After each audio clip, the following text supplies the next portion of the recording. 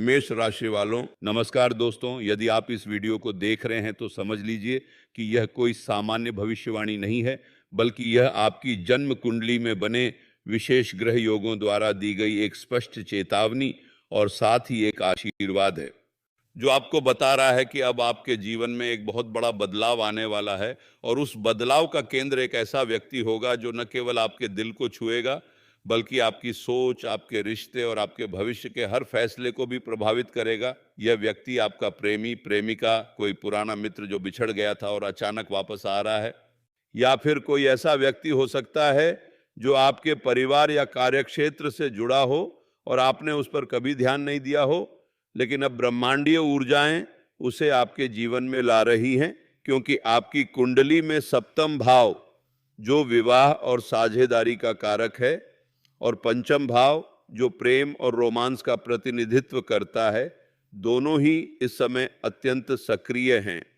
और उनके स्वामी ग्रह आपस में एक विशेष संबंध बना रहे हैं, जो यह संकेत देता है कि यह मुलाकात भाग्य द्वारा निर्धारित है और यह आपके जीवन को एक नई दिशा देने वाली है। आपने पिछले कुछ महीनों से जो बेचैनी, खालीपन और अधूरापन महसूस किया है, वह इसलिए था क्योंकि आप अपने असली साथी की तलाश में थे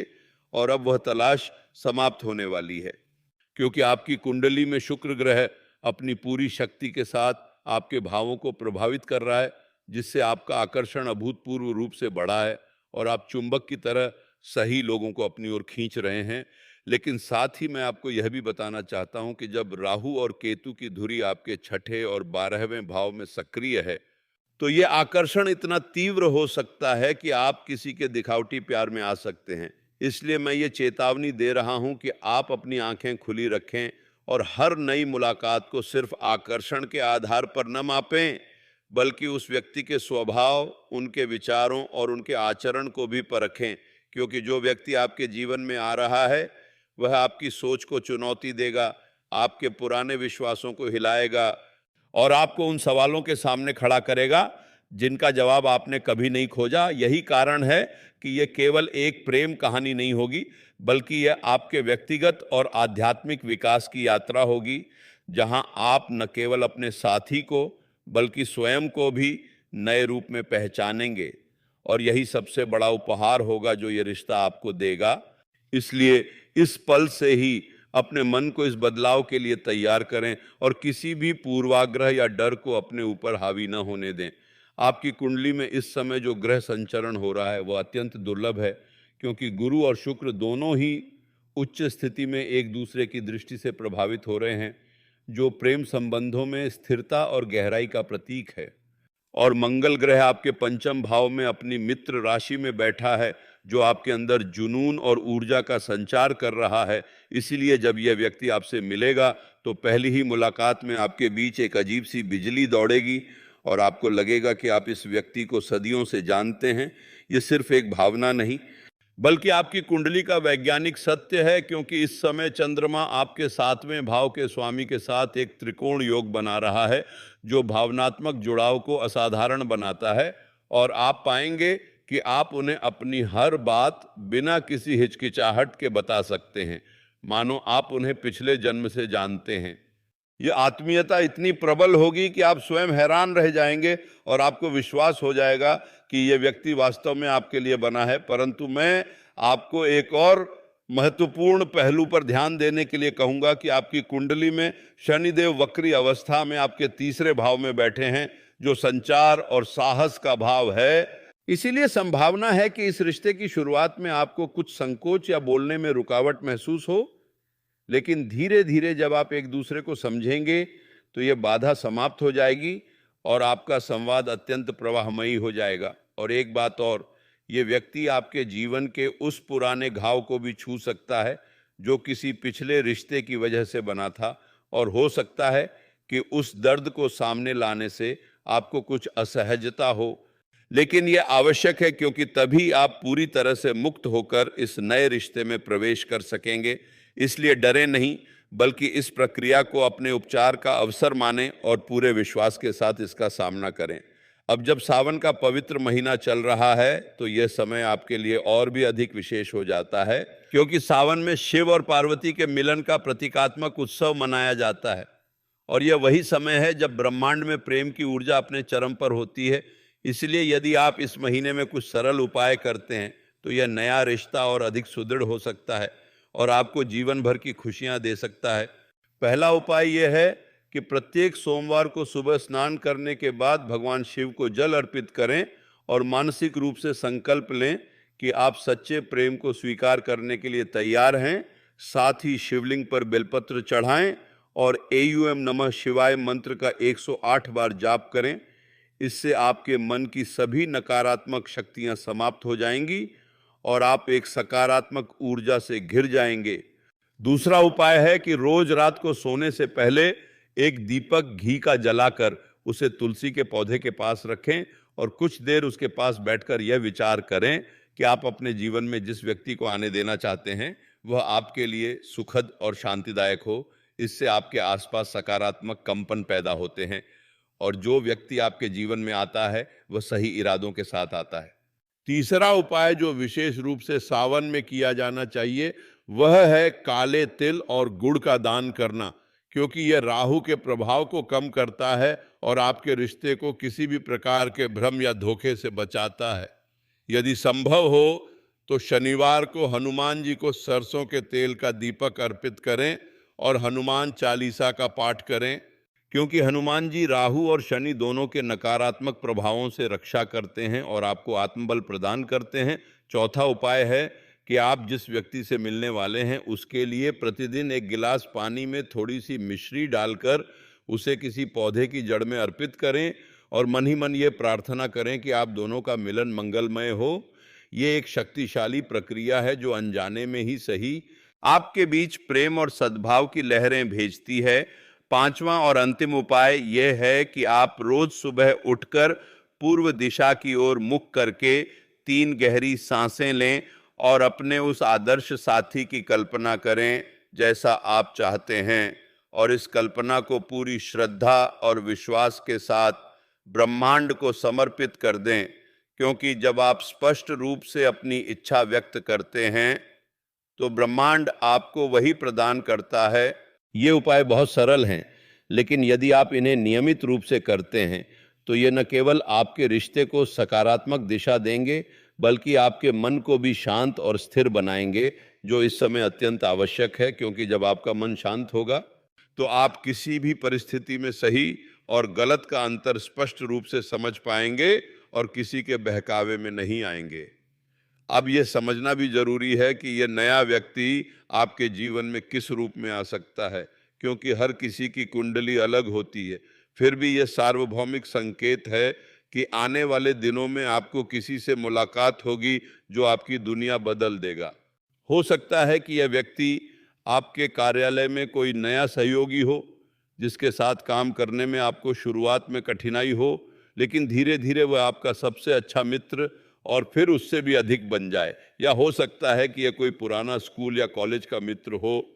जो सोशल मीडिया के माध्यम से अचानक आपके संपर्क में आता है और आप दोनों के बीच पुरानी यादें साझा करने के क्रम में आपको एहसास होता है कि आप में बहुत कुछ समान है जो आपको एक दूसरे के करीब लाता है। किसी के लिए यह व्यक्ति कोई रिश्तेदार या पारिवारिक मित्र हो सकता है जो किसी शादी या पारिवारिक समारोह में आपसे मिलता है और उस मिलन के बाद आपके बीच एक अनोखी बातचीत शुरू होती है जो कभी समाप्त नहीं होती। किसी के लिए यह एक आध्यात्मिक गुरु भी हो सकता है जो आपको आत्मज्ञान की ओर ले जाता है और आपको आपके जीवन के उद्देश्य से परिचित कराता है, और उस मार्गदर्शन के दौरान आप दोनों के बीच एक गहरी भावनात्मक और आत्मिक जुड़ाव बनता है जो आपको संतुष्टि और शांति का अनुभव कराता है। इसलिए आप किसी भी रूप में इस मुलाकात की कल्पना कर सकते हैं, लेकिन यह निश्चित है कि यह मुलाकात आपके जीवन को समृद्ध और अधिक सार्थक बनाएगी और आपको उस व्यक्ति में एक सच्चा साथी, एक विश्वसनीय मित्र और एक प्रेरणादायक व्यक्तित्व मिलेगा। लेकिन इस मुलाकात से पहले मैं आपको कुछ सुझाव देना चाहता हूं ताकि आप इस नए रिश्ते का सही तरीके से स्वागत कर सकें। सबसे पहले, किसी भी नए व्यक्ति से मिलते समय उनके प्रति अपने पूर्वाग्रहों को एक तरफ रख दें और उन्हें बिना किसी तुलना के जानने का प्रयास करें, क्योंकि हर व्यक्ति अलग होता है और आपका यह साथी आपके पिछले साथी आपके द्वारा बनाए गए आदर्श से भिन्न हो सकता है, जो वास्तव में अच्छी बात है, क्योंकि यह आपको नए अनुभव और नए दृष्टिकोण देगा। दूसरा, उनके साथ शुरुआती दिनों में कोई बड़ा फैसला लेने से बचें, चाहे वह वित्तीय हो या भावनात्मक, क्योंकि जल्दबाजी किसी भी रिश्ते में दरार डाल सकती है। तीसरा,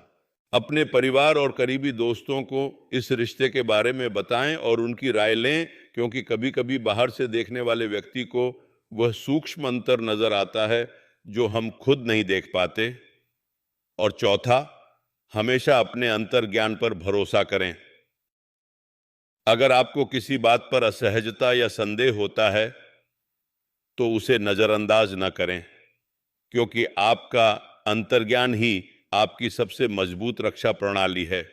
यह आपको सही व्यक्ति की पहचान करने और गलत लोगों से दूर रहने में मदद करता है, इसलिए अपनी इस आंतरिक आवाज को सुनना कभी न भूलें। इस रिश्ते में जब आप आगे बढ़ेंगे तो आपको कुछ ऐसे संकेत दिखाई देंगे जो आपको बताएंगे कि यह व्यक्ति आपके लिए ही बना है, जैसे कि आप दोनों की सोच में अद्भुत समानता होना। हालांकि आप भिन्न पृष्ठभूमि से हो सकते हैं, लेकिन आपके मूल्यों और जीवन के प्रति दृष्टिकोण में एक गहरी एकरूपता होगी। आप दोनों एक दूसरे की बात को बिना पूरा कहे ही समझ लेंगे और आपके बीच एक ऐसी हंसी और मजाक की समझ होगी जो किसी और के साथ नहीं। और जब आप उनके साथ होंगे तो आपको वह शांति और सुकून महसूस होगा जो आपको किसी और के साथ नहीं। ये संकेत बहुत मजबूत होते हैं और ये आपको आश्वस्त करते हैं कि आप सही रास्ते पर हैं। लेकिन इसका यह मतलब नहीं कि आपके बीच कभी असहमति या टकराव नहीं होगा, क्योंकि हर रिश्ते में मतभेद आते हैं और वहीं उस रिश्ते की असली परीक्षा होती है। इसलिए जब मतभेद आएं तो उन्हें रिश्ते के अंत की शुरुआत न समझें, बल्कि उन्हें एक अवसर समझें जहां आप दोनों एक दूसरे को बेहतर ढंग से समझ सकते हैं और अपने रिश्ते को और मजबूत कर सकते हैं। क्योंकि एक सफल रिश्ता वह नहीं जिसमें झगड़े न हों, बल्कि वह है जिसमें दोनों पार्टनर मिलकर उन झगड़ों का समाधान निकालना जानते हैं और एक दूसरे के प्रति सम्मान और प्यार बनाए रखते हैं। यही वह परिपक्वता होगी जो इस रिश्ते को अन्य रिश्तों से अलग बनाएगी और आपको जीवन भर की संतुष्टि देगी। इसलिए किसी भी टकराव से घबराएं नहीं, बल्कि उसे अपने संबंधों को निखारने का माध्यम समझें और बिना किसी अहंकार के संवाद करने का प्रयास करें। मैं यह भी बता दूं कि इस रिश्ते के दौरान आपकी भावनात्मक यात्रा बहुत ही उतार चढ़ाव भरी हो सकती है, क्योंकि कभी आप अत्यधिक खुशी महसूस करेंगे और कभी आपको गहरी उदासी या संदेह हो सकता है। लेकिन यह सब सामान्य है, क्योंकि जब आप अपने भीतर पुराने दर्द और भय को साफ कर रहे होते हैं तो वे बाहर आते हैं और आपको उनसे गुजरना पड़ता है। इसलिए जब आप दुखी या चिंतित महसूस करें तो अपने आप को याद दिलाएं कि यह एक अस्थायी अवस्था है और यह आपके उपचार की प्रक्रिया का हिस्सा है और यह नया व्यक्ति आपको इसमें पूरी तरह से सहारा देगा। यदि आप उन्हें अपनी कमजोरी दिखाने से डरेंगे नहीं, क्योंकि सच्चा प्रेम वही है जो आपको आपकी कमजोरी में भी स्वीकार करे और आपको मजबूत बनाने में मदद करे। इसलिए अपने साथी के सामने पूरी तरह से खुले रहें और उनसे किसी भी बात को छिपाने की कोशिश न करें,